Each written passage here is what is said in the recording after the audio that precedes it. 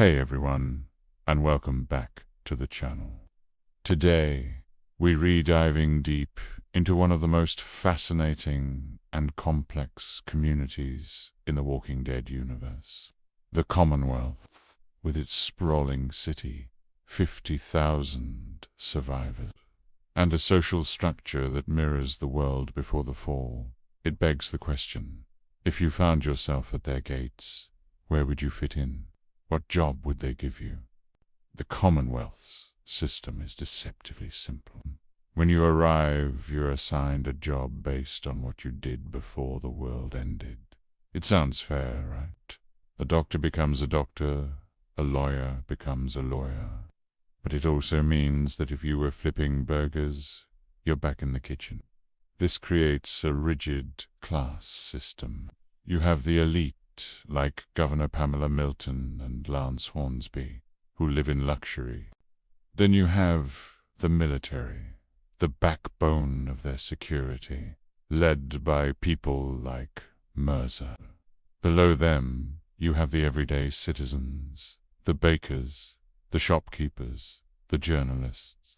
And at the very bottom, you have those who do the less desirable jobs, struggling to get by. So, let's play a little game. Think about your life right now.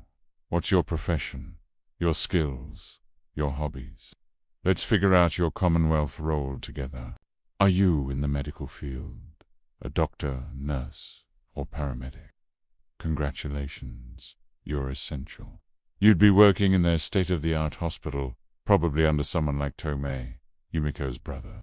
You'd be respected, well compensated, and crucial to their survival. Your life would be relatively comfortable, but the pressure would be immense. Every life you save strengthens the community, and every one you lose is a major blow.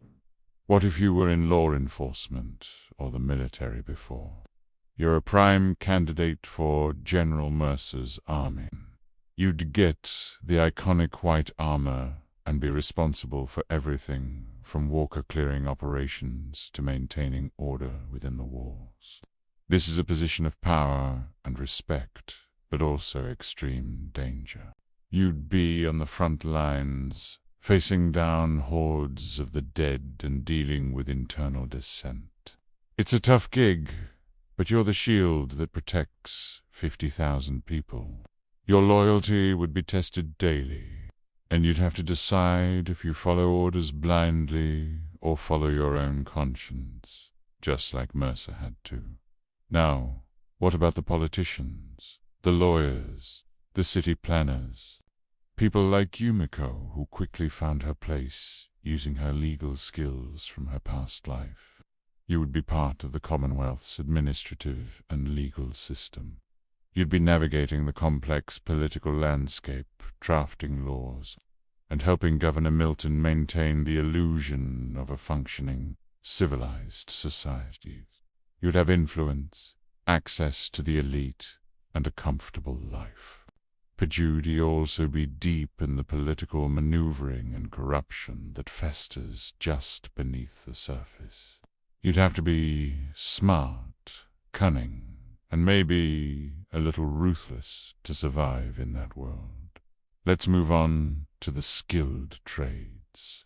Are you an engineer, a mechanic, a farmer, or an electrician? You are the lifeblood of the Commonwealth. You keep the lights on, the water running, and the food growing.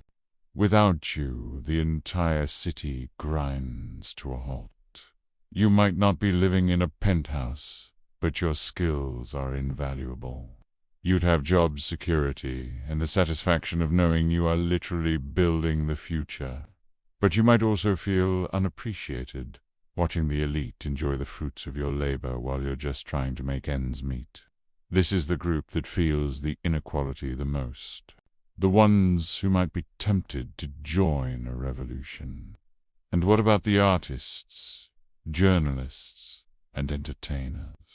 The Commonwealth has a newspaper, they have art, they have social events. A journalist like Connie could expose truths, or be forced to print propaganda.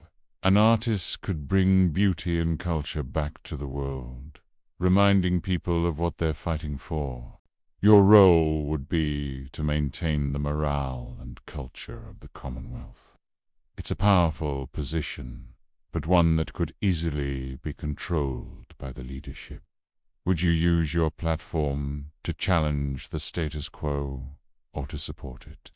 Now, for the majority of people, the retail workers, the waiters, the office assistants, if you had a service job, that's likely where you'd end up. You might be serving ice cream, working in a bakery like Ezekiel, or stocking shelves. You are the fabric of daily life in the Commonwealth. You make it feel normal. You get a small apartment, a steady wage, and safety from the walkers. For many, after years of running, that's a dream come true. But you're also at the bottom of the social ladder. You have little power, little say, and you might find yourself dreaming of something more, just like many citizens did before the fall. You're safe, but are you truly free? The Commonwealth's greatest strength, its structure, is also its greatest weakness.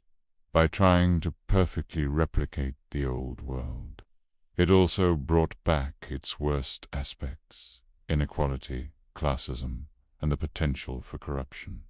It forces us to ask if simply surviving is enough. Is it worth trading some freedoms for the safety of high walls and a hot meal? Our group of survivors, from Rick to Darrell to Carol, always fought for more than just survival. They fought for people, for a better way. When they arrived at the Commonwealth, they challenged that system. They didn't just fit in, they broke the mold. Darrell joined the military but never lost his loyalty to his family. Connie used her journalism to expose the truth. Ezekiel led a resistance from the inside. They proved that who you were before doesn't have to define who you are now.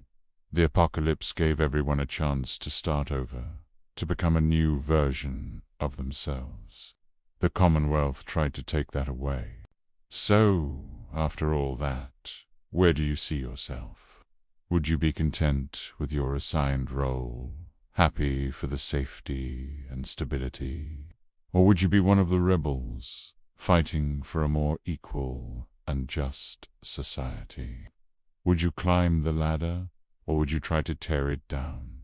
Let me know your Commonwealth job and what you do in the comments below. I'd love to read your thoughts. Thanks for watching, everyone.